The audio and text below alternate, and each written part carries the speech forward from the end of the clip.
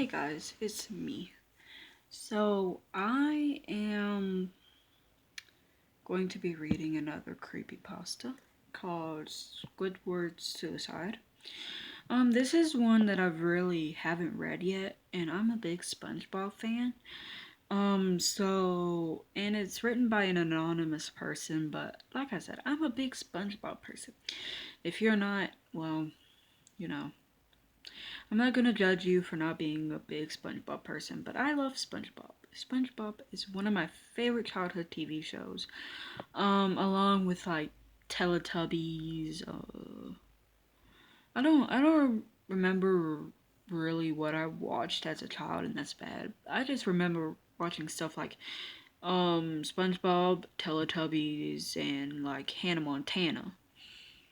Um, so I just felt like reading another creepypasta for you guys, and I'm thinking about making like a playlist for all my creepypastas that I'm doing.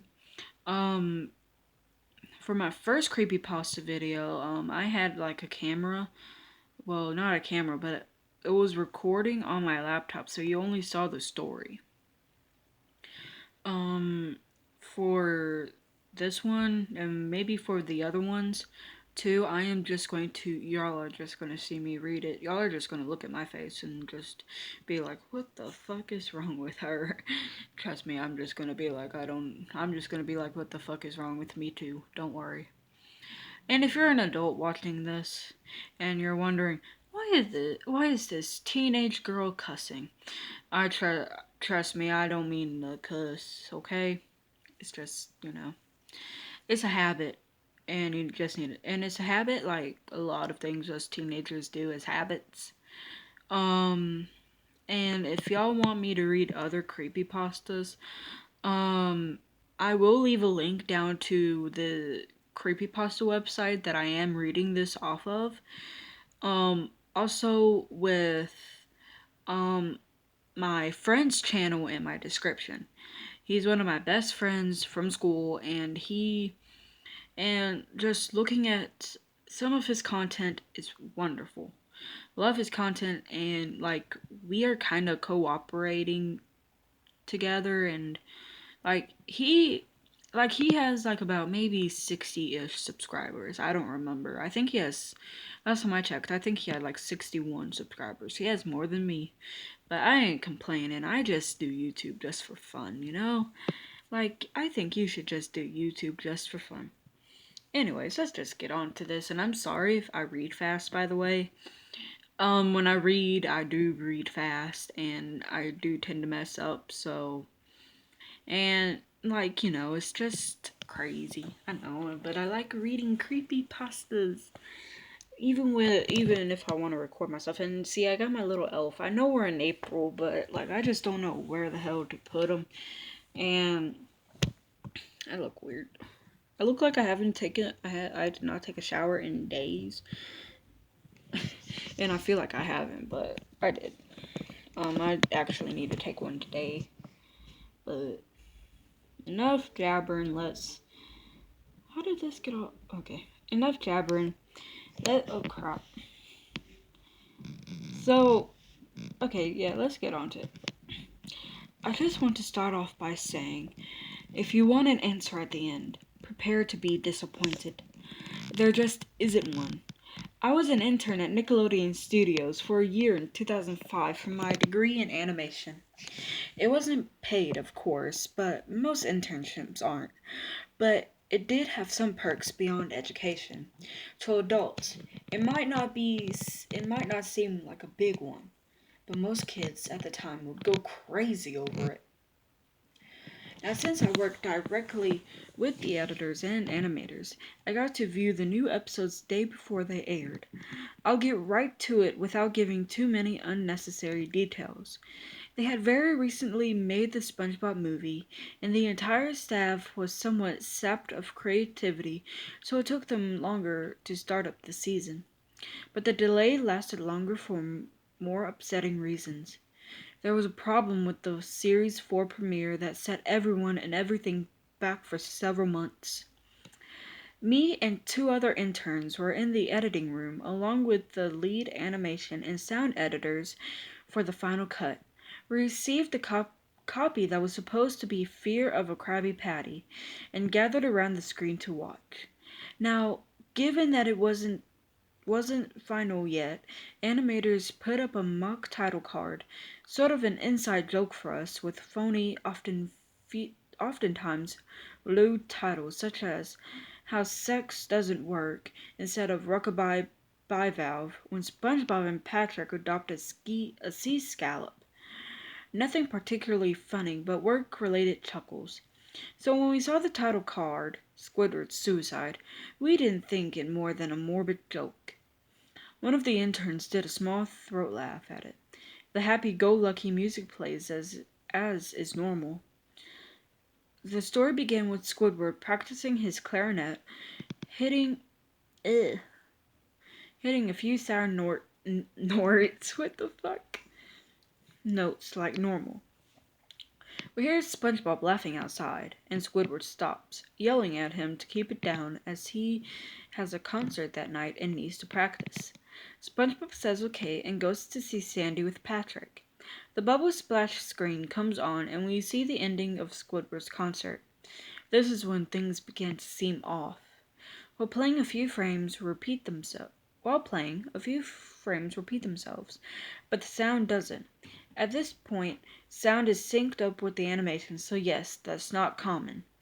But when he stops playing, the sound finishes as if the skip never happened. There is slight murmuring in the crowd before they begin to boo him. Not normal cartoon booing, but that is common in the show. But you could very clearly hear malice in it. Squidward's in full frame and looks visibly afraid. The shot goes to the crowd with SpongeBob in center frame, and he too is booing, very much unlike him. That isn't the oddest thing though. What is odd is everyone has hyper-realistic eyes. Very detailed, clearly not shots of real people's eyes, but something a bit more real than CGI. The pupils were red. Some of us looked at each other, obviously confused, but since we weren't the writers, we didn't question its appeal to children yet. The shot goes to Squidward sitting on the edge of his bed, looking very forlorn. The view out of his porthole window is of a night sky, so it isn't very long after the concert. The unsettling part is at this point there is no sound. Literally no sound. Not even the feedback from the speakers in the room. It's as if the speakers were turned off, though their status showed them working perfectly. He just sat there, blinking, in this silence for about 30 seconds. Then he started to sob softly. He put his hands, or tentacles if you rather think about it, tentacles over his eyes and cried quietly for a full minute more. All the while a sound in the background very slowly growing from nothing to barely audible. It sounded like a slight breeze through a forest. The screen slowly begins to zoom in on his face. By slow, I mean it's only noticeable if you look at shots 10 seconds apart side by side. His sobbing gets louder, more full of hurt and anger. The screen then twitches a bit, as if it twists in on itself. For a split second, then back to normal. The wind through the trees sound gets slowly louder and more severe, as if a storm is brewing somewhere. The eerie part is the sound, and Squidward's sobbing sounded real, as if the sound wasn't coming from the speakers, but as if the speakers were holes the sound was coming through from the other side. As good as sound as the studio likes to have, they don't purchase the equipment to be that good to produce sound of that quality. Below the sound of the wind and sobbing, very faint, something sounded like laughing. It came at odd intervals and never lasted more than a second, so you had a hard time pinning it. We watched this show twice, so pardon me if things sound too specific, but I've had time to think about them. After 30 seconds of this, the screen blurred and twitched violently, and something flashed over the screen, as if a single frame was replaced. The lead animation editor paused and rewound the frame by frame. What we saw was horrible. It was a still photo of a dead child. He couldn't have been more than 6. The face was mangled and bloodied. One eye dangled out of his upturned face, popped. He was naked down to his underwear, his stomach crudely cut open and his entrails laying beside him. He was laying on some pavement that was probably a road. The most upsetting part was that there was a shadow of the photography. Blech, the photographer. There was no crime tape, no evidence tags or markers, and the angle was completely off for a shot designed to be evidence. It would seem the photographer was the person responsible for the child's death. We were, of course, mortified, but pressed on, hoping that it was just a sick joke. The screen flipped back to Squidward, still sobbing, the louder than before, and half body in frame. There was now what happened to be blood to be running down his face from his eyes. The blood was also done in a hyper-realistic style, looking as if you touched it, you'd get blood on your fingers. The wind sounded now as if it were that of a gale blowing through the forest. There were even snapping sounds of branches. The laughing, a deep baritone, lasting at long intervals and coming more frequently. After about 20 seconds, the screen again twisted and showed a single frame photo. The editor was reluctant to go back. We all were, but he knew he had to. This time the photo was that of what appeared to be a little girl, no older than the first child. She was laying on her stomach, her barrettes in a pool of blood next to her. Her left eye was too popped out and popped. Naked except for underpants. Her entrails were piled on top of her above another crude cut along her back. Again, the body was on the street and the photographer's shadow was visible. Was visible. Very similar in size and shape to the first. I had to choke back vomit, and one intern, the only female in the room, ran out. The show resumed. About 5 seconds after the second photo played, Squidward went silent, as did all sound, like it was when the scene started. He put his tentacles down, and his eyes were now done in hyperrealism like the others were in the beginning of this episode. They were bleeding, bloodshot, and pulsating. He just stared at the screen, as if watching the viewer. After about 10 seconds, he started sobbing, this time not covering his eyes. The sound was piercing and loud, and most fear-inducing. His sobbing was mixed with screams. Tears and blood were dripping down his face at a heavy rate. The sound came back, and so did the deep-voiced laughing. And this time, the still photo lasted for a good 5 frames. The animator was able to stop it on the 4th and backed up. This time the photo was of a boy, about the same age, but this time the scene was different. The entrails were just being pulled out from his stomach wound by a large hand. The right eye popped and dangling, blood trickling down it.